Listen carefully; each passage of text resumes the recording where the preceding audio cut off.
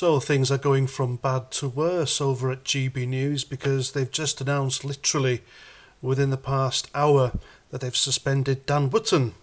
And they've done this following comments, they say, was made on his programme by Laurence Fox. And they continue with their statement saying, "This follows our decision earlier today to formally suspend Mr Fox. We are conducting a full investigation." So what the hell's happening at GB News then? Are they having a clear out or what? Are they looking for excuses, or are they simply bowing down to the hysterical left-wing hate mob? Now, as you all know, through my previous video, this is all about the comments Laurence Fox made on Dan Wootton's programme regarding a left-wing feminist journalist stroke activist.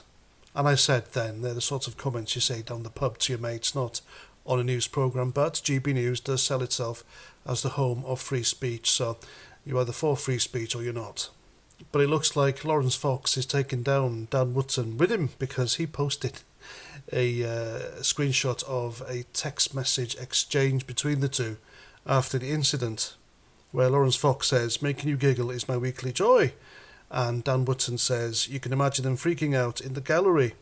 Laurence Fox replies with, "So much fun."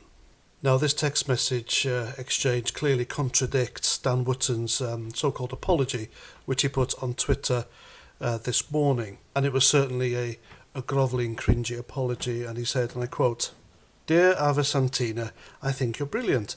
Earlier tonight I was attempting to find your tweets to read back from my iPad and couldn't locate them.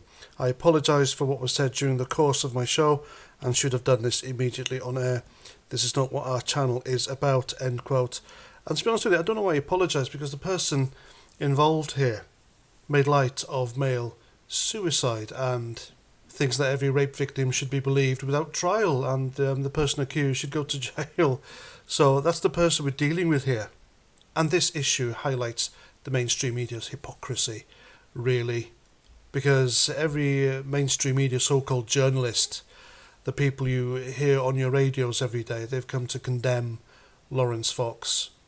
People like Sheila Fogarty, who broadcasts on LBC Radio, a radio station that is infested with left-wing bigotry, and she called for the January the 6th so-called insurrectionists to be shot on Twitter, and here she is condemning Laurence Fox. Like I said, the hypocrisy, and they're not real friends, are they? Because if Laurence Fox and Dan Wootton were friends, then he wouldn't have printed or shown this text message exchange, which has effectively had Dan Wootton suspended. So it's high drama at GB News.